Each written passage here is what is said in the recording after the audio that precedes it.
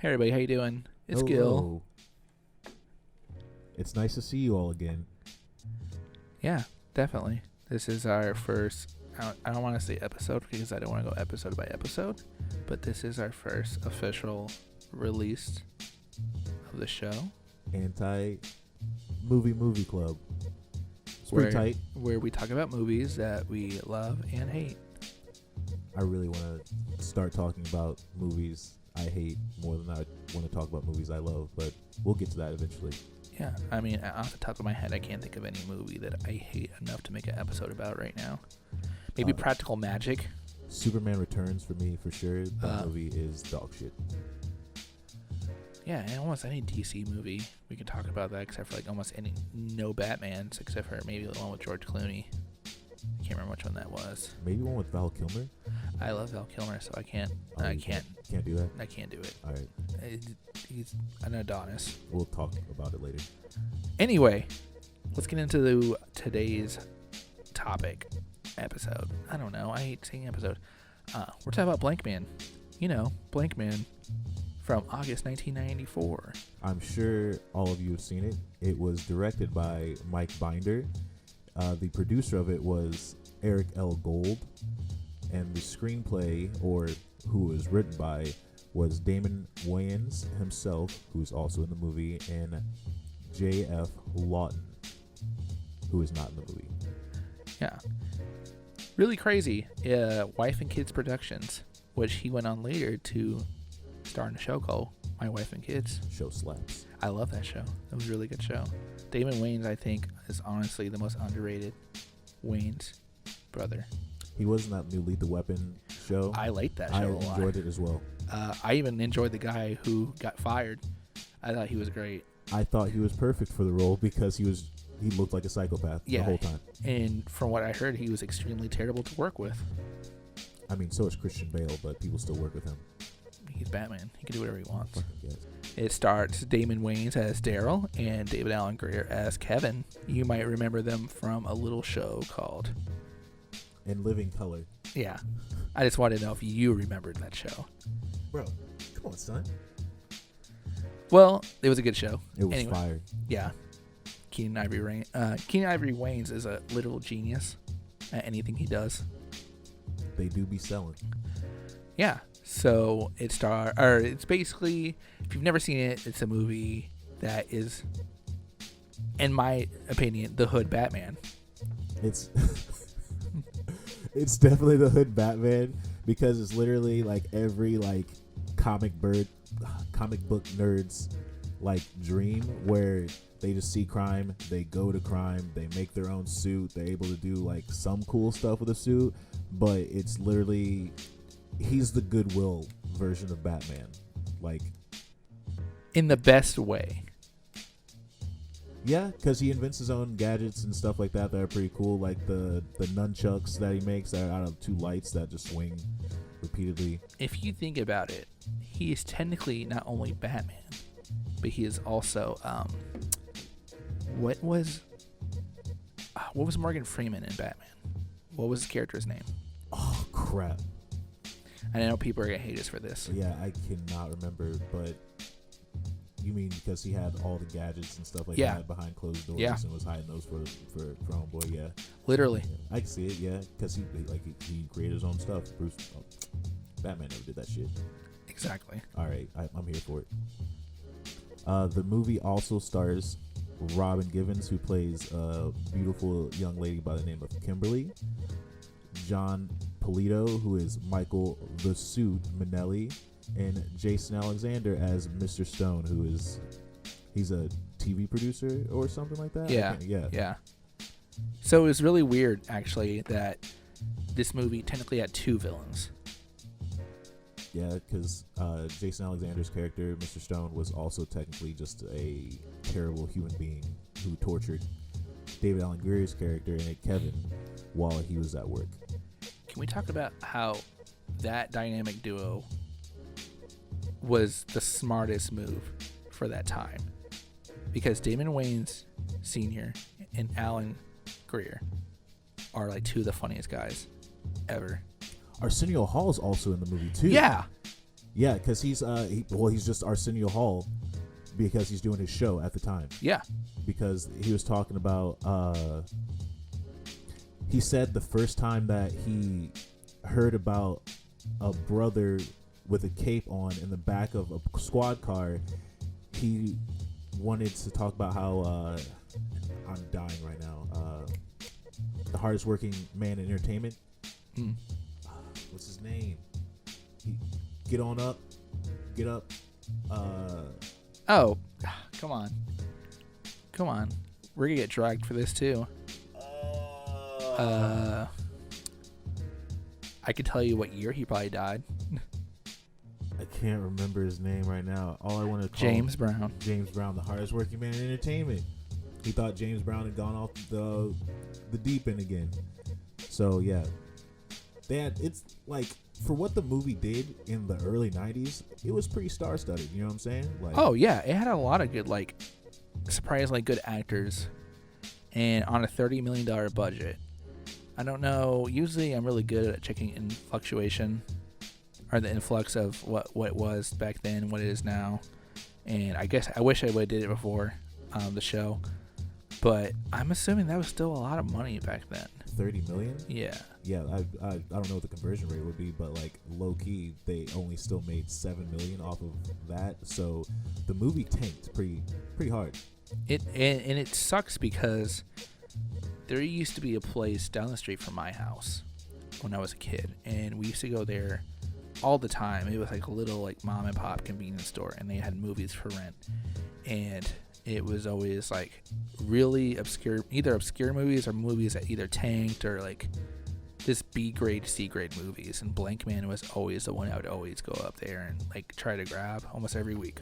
It was that, Joe's Apartment, which we might do Joe's Apartment next week. But I remember I watched that movie religiously. Blankman was like always one of my top movies at the time. And it's crazy as an adult to think that it tanked so bad and people didn't really enjoy it, because it's not a bad movie. Like, if you watch it, Damon Wayans' one-liners are incredible. They're pretty fire. The fact that he, asked some dude if he wanted French fries in Spanish when he was working at McDonald's. Had me dying yesterday.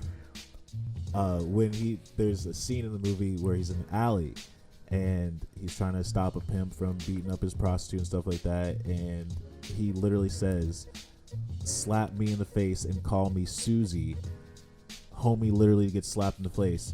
But it's one of those things where watch the movie and you'll see it, because the movie's genius for what it was, the time frame it was in and stuff like that. Like, oh, and let's not forget, this was one of the first movies I ever watched as a young youth where wearing glasses, where the nerd gets the hot chick. So that's pretty instrumental in my growth as a person.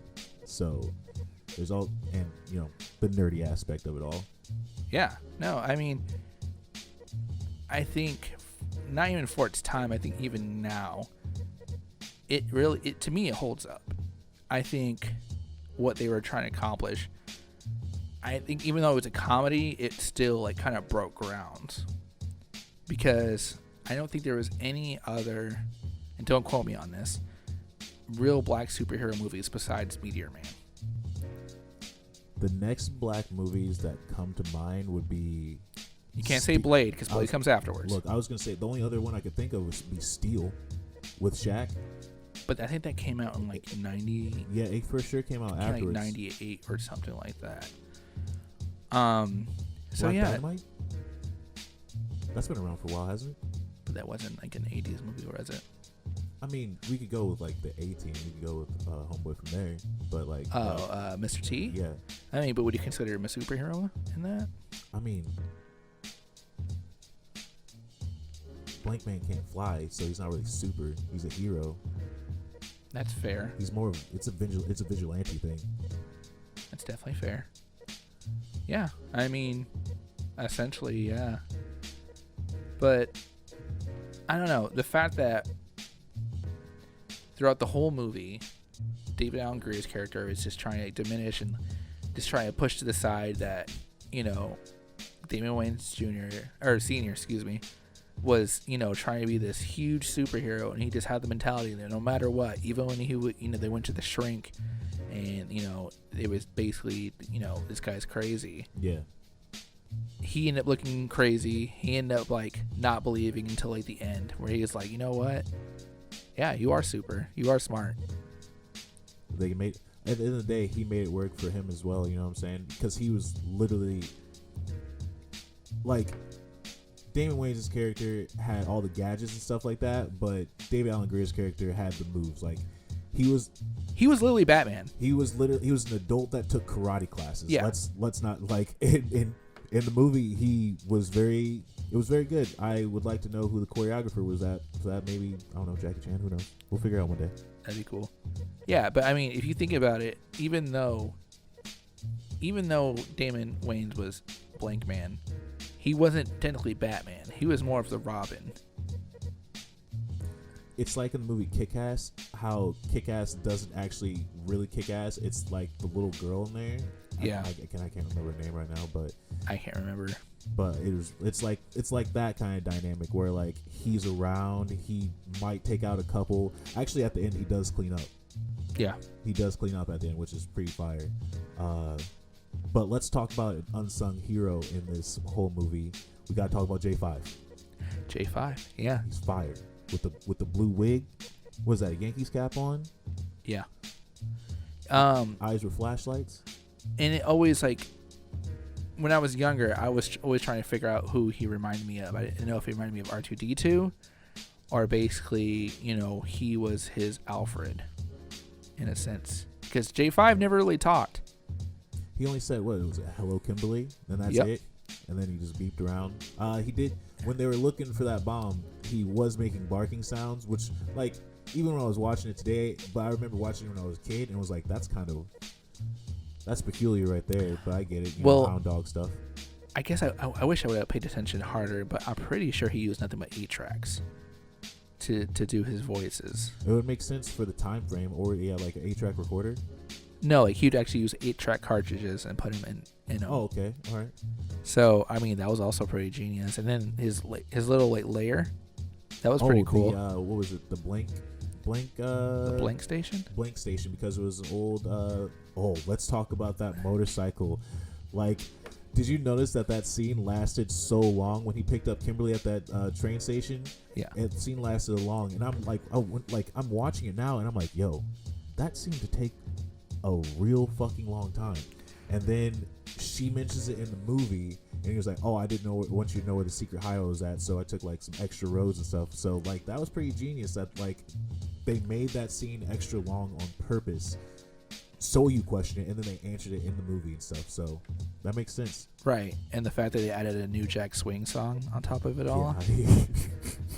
Yo, that was fire. Like I literally had to look it up. I'm like, yo, is that like Boyz II Men or Blackstreet or something like that? It was fire. It was fire. And then I thought it was so funny, even as a kid, I thought it was so funny that the GPS on there was a Game Gear. Oh yeah, literally tracking the I wonder what game that was. Do you think that was an actual game, or do you think they actually did that to be just a part of the movie? It could have been. I mean, because technically they only used that for like maybe like 10 seconds of the movie. That's so true. It technically could have just been something that was just wrote for that 10 seconds. Or I mean, if not, man, they used to have so many accessories for those things, so it could have been like something like directed into like a VHS player. Who knows? You'd be surprised. But overall, man, really good movie. I like it. The 19% Rotten Tomato score on it is It's trash. It's triggering. It is triggering. Like the movie's corny, but the one-liners and the heart behind the movie is absolutely amazing. So like that 19%, I don't know what other people are seeing that we aren't seeing. Maybe it's nostalgia for us, but like Blankman is it's a fire movie. It's just corny as hell. I don't even think it's corny. It's super corny. I don't think it's corny. It's so at corny. all. Homie literally had a fork holding up his glasses on one side. That's not corny. Which is pretty. That's genius, granted, but that's corny. He was a nerd. He was a typical like 90s nerd that had the tape on the middle of his glasses too. Think of it this way. He took what he had and he made it work. The movie is so corny bro. or genius? That movie is corny. I don't know. Think about the sound effects this man made throughout the movie. The funeral. The funeral scene. Think about the sounds. I mean, I don't know. Maybe I'm biased, but I think for the time, there was way more cornier movies.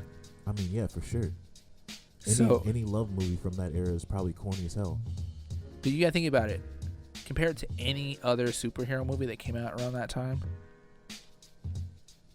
And let's talk about the soundtrack. Not only was it good, but if you actually take a chance, go on Amazon, go watch this. If you do, listen closely to some scenes, and you'll notice it actually sounds like the composer from Edward Scissorhands did some stuff for that movie. We didn't look that up, so. I mean, we didn't, but I doubt. I mean, you never know. But I mean, if you looked at the Blank Station scene, and you actually, when they're painting and showing all the shots and of all these cool things that are going on there, and you actually listen, it sounds like something straight out of Edward Scissorhands. I didn't even pay attention. I'm not gonna lie. I'm talking about more like the hood bangers in the background. Oh no, yeah. I mean, like I said, there was like a lot of stuff in there that I was really surprised. That was that good, because a lot of those people were actual no names. Like, I looked up the soundtrack and I didn't recognize any of the names. But I'm also like someone that always looks up scores. I like a lot of scoring in movies, especially older movies like in the 60s and 70s. I thought it was all very jazzy and sounding. But well-rounded movie to me. I don't think it's corny at all. It's corny as all get out, but it's a fire movie. It's a hood classic. You know what I'm saying? Like, and I didn't want to say hood classic because technically it's a hood classic. It's not. It's a hood classic. As hood as most hood classics. There's a crack house in it. There's a pimp in it. Literally, like, what else you need? There's a corrupt mayor. So, I'm not disagreeing that, because I always think it's a hood classic. It's a hood classic. But it was a hood classic made for the normal, people. Not, you know what I'm saying? Like the normal, like a normal audience. Yeah, like it didn't have like the same amount of gang violence in it like you would see in like an actual hood classic. Like, because you wouldn't say, what is that movie with Queen Latifah and Jada Pinkett Smith? Set It Off? You wouldn't say Set It Off. That's a hood classic. Okay, no, but you wouldn't say that's for the general audience. No, probably not. Exactly. So that's where I kind of always put Blankman on that. Okay. So, but I'm not disagreeing. I honestly think it's a hood classic. It is a hood classic. But it's a hood classic made for general audiences. Yeah, it's toned down. It's like Barbershop. I fucking hate that movie. I love Barbershop. Barbershop 1 and 2. I hate those. The soundtrack was good. Ice Cube's acting was good. Ice Cube's such a terrible actor. I'm trying to think of a movie that I didn't like Ice Cube in. But anyway, we're getting off track. So I guess we'll wrap it up. But yeah, we're wrapping up the show. Should we just start a Discord? Should we take what you guys think? I don't know. What movies do you want to hear about? Yeah, I'd like to hear suggestions. We can only get better at this since this is like the very first run through of us doing this. Yeah, you're gonna watch us grow. You're gonna watch our equipment get better. You're gonna watch us get better on the mics. You're gonna watch my array of hoodies just pop up randomly. I wish you could see these pants. On that note, thanks everybody for tuning in, watching us. Like and subscribe. Check us out on www.antimoviemovieclub.com, where all our socials are at. And give us a follow. And we'll see you next week.